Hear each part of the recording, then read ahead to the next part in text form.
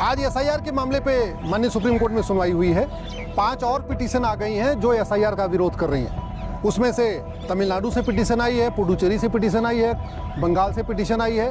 उन लोगों का कहना है कि एसआईआर नहीं होना चाहिए, एसआईआर अनकॉन्स्टिट्यूशनल है। हमारी पीआईएल माननीय सुप्रीम कोर्ट में पहले से पेंडिंग है, जिसमें मैंने मांग किया है कि ये एसआईआर होना चाहिए। फ्री एंड फेयर इलेक्शन के लिए ज़रूरी है ये एसआईआर हो और एक भी फर्जी वोटर भारत में न हो। मैंने अपनी पीआईएल में भी कहा है कि लगभग 5 करोड़ भारत में फर्जी वोटर हैं और जब तक एसआईआर नहीं होगा तब तक इन फर्जी वोटर्स को पकड़ना बहुत मुश्किल है। पिछले तारीख पे बिहार के मामले में माननीय सुप्रीम कोर्ट ने आधार को अलाउ कर दिया था कि आधार को भी एक डॉक्यूमेंट के तरीके उपयोग किया जाएगा। मैंने उस माननीय सुप्रीम कोर्ट के आदेश का विरोध किया है और आज मैंने माननीय सुप्रीम कोर्ट को रिप्रेजेंटेशन ऑफ पीपल एक्ट और आधार एक्ट का हवाला देके कहा है कि आधार न तो रेजिडेंस प्रूफ है, आधार न तो सिटीजनशिप का प्रूफ है, आधार न तो एज प्रूफ है।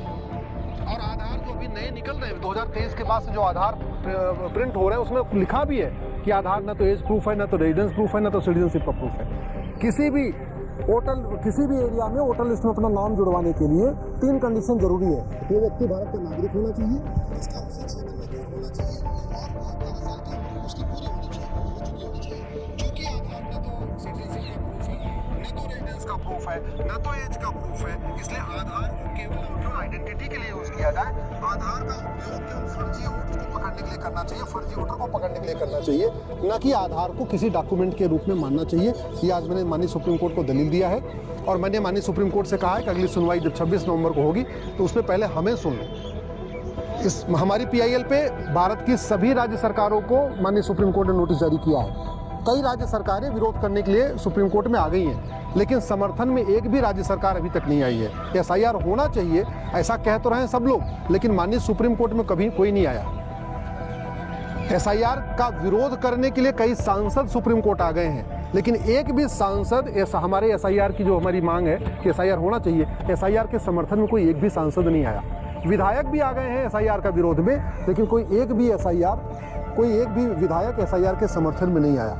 कई सारे संगठन आ गए हैं एसआईआर का विरोध करने के लिए, कई सारे एनजीओज आ गए हैं एसआईआर का विरोध करने के लिए, लेकिन अभी तक समर्थन में कोई नहीं आया है और मामला अभी कोर्ट में चल रहा है। लगभग 20 याचिकाएं आ गई हैं जो एसआईआर का विरोध कर रही हैं, एसआईआर को अनकॉन्स्टिट्यूशनल बता रही हैं। 26 नवंबर को इस पर फिर सुनवाई होगी, 26-27 नवंबर को, और मुझे पूरा विश्वास है कि एसआईआर की प्रक्रिया जारी रहेगी। पूरे देश में एसआईआर होगा, रेगुलर इंटरवल पे एसआईआर होगा, हर 5 साल पे एसआईआर होगा, डोर टू डोर जाके एसआईआर होगा।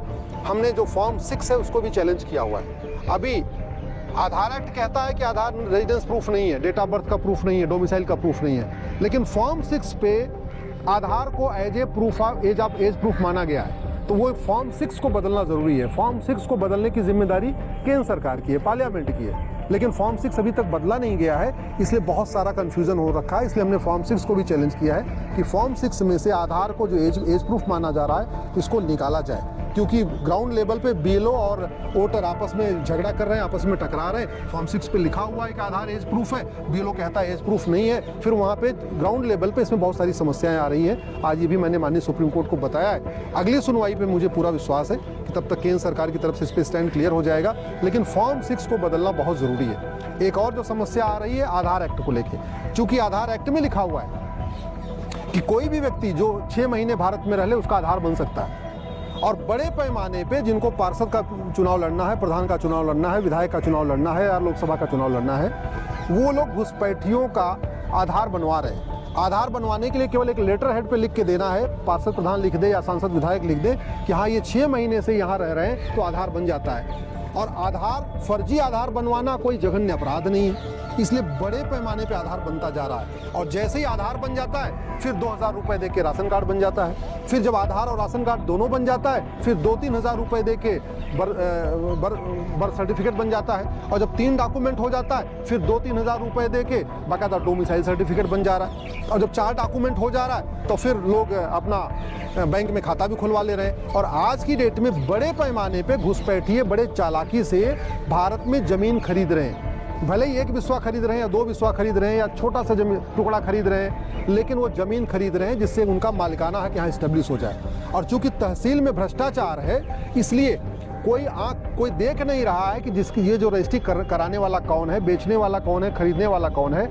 और धीरे धीरे रोहिंग्या हैं या बांग्लादेशी हैं, वो देहात के एरिया में, रूरल एरिया में जा के वहाँ पे ज़मीनों का पट्टा भी करवा रहे हैं, ज़मीन अपने नाम पे खरीद भी रहे हैं। और जब उनके पास चूँकि 5-6 डॉक्यूमेंट हो गया, ज़मीन उनके नाम पे हो गई, तो फिर आप NRC करिए, SIR करिए, कुछ भी करिए, आप उनको बाहर निकाल नहीं सकते। इसलिए मेरा केंद्र सरकार से अनुरोध है कि सबसे पहले वो फॉर्म 6 को बदलें, तत्काल बदलें।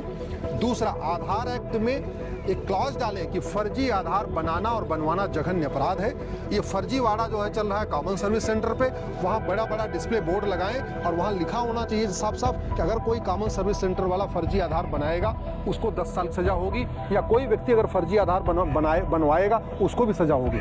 जब तक फर्जी डॉक्यूमेंट बनाने और बनवाने पे कठोर कानून नहीं होगा, इनको सजा नहीं होगी, तब तक न SIR सफल हो पाएगा, न NRC सफल हो पाएगा। SIR NRC तभी सफल होगा जब फर्जी डॉक्यूमेंट बनाना और बनवाना जघन्य अपराध हो, भ्रष्टाचार जघन्य अपराध हो, क्योंकि ये घुसपैठिए 12 से 15 हज़ार रुपए देके 5 डॉक्यूमेंट बनवा ले रहे हैं और फिर वो आयुष्मान कार्ड भी बनवा लेते हैं, जनधन खाता खुलवा ले रहे हैं, मुद्रा लोन लेते हैं, मुद्रा लोन लेके उसी लोन से बाकायदा जमीन खरीद ले रहे हैं। तो एक तरीके से 12 से 15 हज़ार रुपए घुसपैठिए खर्च करते हैं और फिर लोन लेके यहीं जमीन खरीद ले रहे हैं, मकान भी खरीद ले रहे हैं, अपनी झुग्गियाँ भी बनाते जा रहे हैं और फिर उनको ढूंढ पाना बहुत मुश्किल हो जाएगा।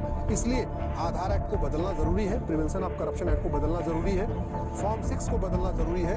जो हमारा रिप्रेजेंटेशन ऑफ पीपल एक्ट 1950 का है, इतना पुराना हो चुका है, 78 साल बीत चुके हैं, उस एक्ट को बदलना जरूरी है, तभी देश सुरक्षित रहेगा। नहीं तो 9 राज्यों की डेमोग्राफी पहले बदल चुकी है, 800 जिलों में से 200 जिलों की डेमोग्राफी पहले बदल चुकी है, 6000 तहसीलों में से 1500 तहसीलों की डेमोग्राफी पहले बदल चुकी है, बॉर्डर पे जो 300 तहसीलें हैं उसमें से 300 की डेमोग्राफी बदल गई है। और ये खतरा डे बाय डे बढ़ रहा है कि घुसपैठिए बड़े प्लान्ड वे में यहाँ बसते जा रहे हैं, डॉक्यूमेंट बनवाते जा रहे हैं, जमीन खरीदते जा रहे हैं, रेंट एग्रीमेंट कराते जा रहे हैं, प्लॉट भी खरीद रहे हैं, झुग्गियाँ भी बना रहे हैं, सब कुछ करते जा रहे हैं। उसको रोकने का यही तरीका है, SIR हो, NRC हो, लेकिन सबसे पहले कानून को बदला जाए।